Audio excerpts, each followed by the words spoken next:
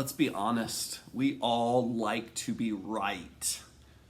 We do. We all want to be right. Even me. So I will admit that I don't love conflict. And sometimes in the midst of an argument or a disagreement, I will be the one that just gives up and lets you think you're right and doesn't argue anymore.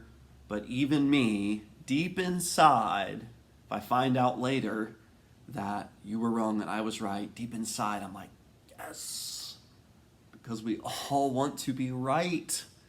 It's true. I've never met anyone that says, I love being wrong. We all want to be right. And when we come to the claims of Christ, when Jesus said, I am the way, the truth, and the life, those are exclusive claims, right?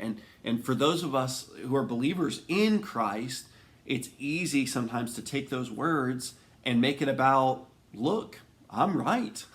My truth is the way. Jesus is the way. I've got the answer. And man, we can have confidence today that we do have the answer and we do know truth. We do know the way, the truth, and the life. But I don't believe our posture as believers needs to be one of, I'm right, you're wrong. And sometimes I fear that's what we do. That's what we make it about.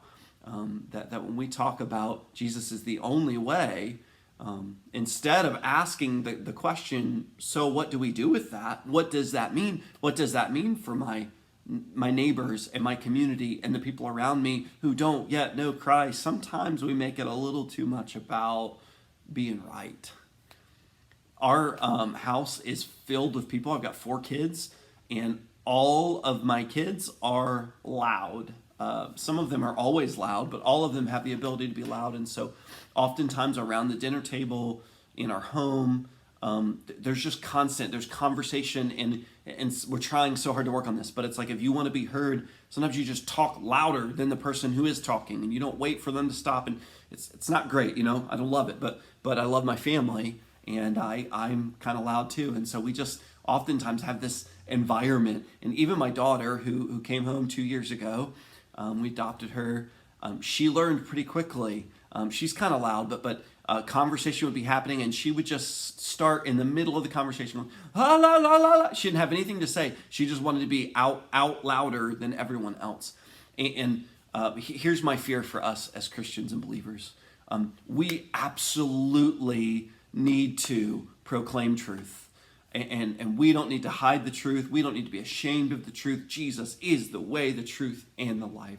But sometimes I fear that our posture, our method as believers is to just scream louder. Look at me, there is a lot of noise right now in our world. There are a lot of messages, there are a lot of platforms, there's a lot of truth being spoken, different people's truths, and a lot of messages. Some of them are really good, some of them are toxic and polarizing and really damaging. But all of these messages are kind of being proclaimed louder and louder and shouting from the rooftop. And so sometimes we feel like as believers, we have to shout louder. We have to be louder than all that. And this is what I want you to hear today. Jesus said,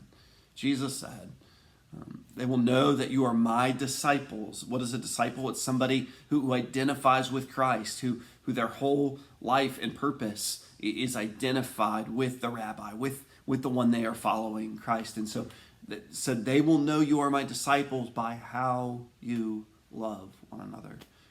So I'm grateful today to know the way. I know the way, the truth, the life. It's Jesus. And I want to tell people about the way, the truth, and the life. But do you know what I want to do most of all? I want to show them.